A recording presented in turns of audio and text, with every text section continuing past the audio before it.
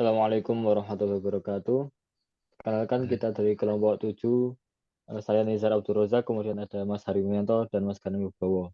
Di sini kita akan menjelaskan proyek untuk UAS yang berjudul Smart Fish Feeder.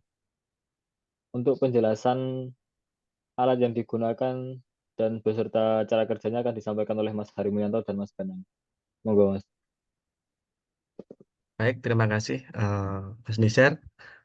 Di sini eh, dalam proyek yang telah kami buat yaitu Smart Fish Feeder dan proyek ini menggabungkan simulasi walkway dan konektivitas Blink untuk menciptakan solusi pintar dalam pemberian makan pada ikan. Dengan otomatisasi pemberian makan, pemantauan jarak jauh, dan analitika pola makan, kami menjamin nutrisi optimal. Untuk simulasi WalkMe, memungkinkan pengujian virtual, sedangkan untuk Blink berperan sebagai jembatan antara perangkat dan pengguna. Selain menyederhanakan proses pemberian makan, Smart Fish Feeder mendorong keberlanjutan dengan pencegahan pemberian makan berlebihan. Dan di sini untuk perangkat dan virtual yang kami gunakan yaitu menggunakan WalkMe dan disambungkan dengan antarmuka yaitu dengan Blink. Selanjutnya, untuk alat satu yang digunakan yaitu ada ESP32 dan sensor suhu, ada modul real time, servo, LCD modul I2C, fast button dan eh, virtualnya pakai Blink. Dan kemudian untuk cara kerja pada proyek kami yaitu tentang pemberian pakan otomatis akan dijelaskan secara keseluruhan oleh Saudara Mas Ganang. Monggo untuk Mas Ganang, waktu dan tempat saya persilahkan. Terima kasih. Terima kasih Mas Hari atas waktu yang diberikan. Eh, Langsung saja beberapa alat yang dibutuhkan untuk proyek kami ini adalah seperti yang dijelaskan Mas Hari tadi, ada sensor suhu. Di sini kami memvisualkan dalam bentuk atau menggunakan sensor DRT22. Sebenarnya eh, diharuskannya itu menggunakan sensor DS18B220, di mana itu bisa digunakan waterproof, anti air, jadi bisa dicelupkan di akuarium. Jadi kita bisa memantau berapa suhu yang ada di atau kondisi suhu air yang ada di akuarium. Tujuannya adalah eh, karena beberapa ikan itu membutuhkan suhu tertentu untuk bisa optimal. Dikarenakan kalau misal terlalu panas, nanti akan mempengaruhi pertumbuhan. Kalau misal terlalu dingin, itu akan menimbulkan beberapa penyakit, diantaranya munculnya bintik putih di tubuh ikan tersebut.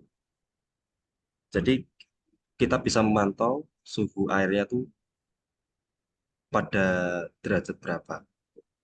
Langsung saja eh, terlihat pada gambar, ada beberapa pin yang dibutuhkan, diantaranya pin ground, pin power 5 volt, kemudian beberapa pin output dan pin input, di mana untuk menerima sinyal dan mengeluarkan sinyal untuk men-trigger atau mendapatkan sinyal dari sensor. Pin input ada beberapa yang digunakan, diantaranya digunakan untuk tombol push button, sensor suhu, dan sensor real time. Dan pin output digunakan untuk menampilkan data atau visual di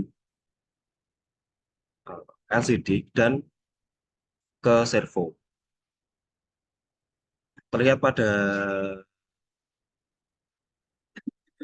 gambar Di sini tertera tombol on off yang dimana ketika pengguna tekan itu kita bisa men-trigger atau mengirimkan sinyal kepada ESP32 di mana akan men-trigger servo untuk memutar 180 derajat sehingga pakan ikan akan turun ke akuarium atau kolam sehingga bisa dimakan oleh ikan.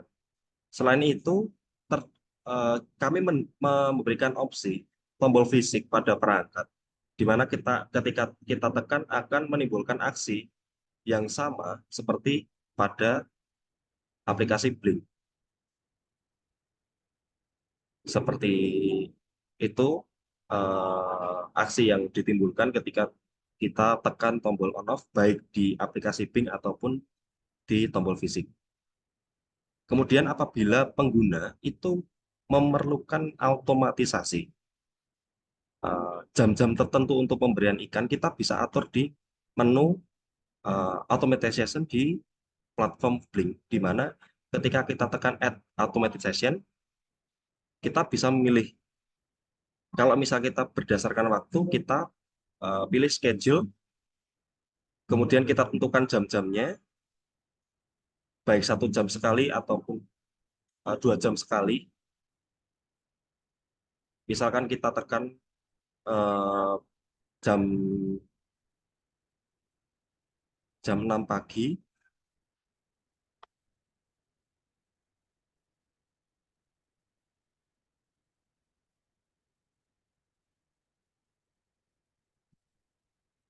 kemudian kita on-kan, kita down, add action, kemudian control device, kemudian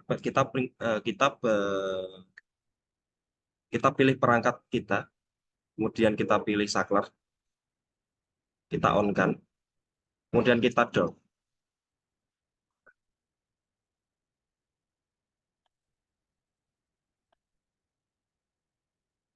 Kemudian kita beri nama,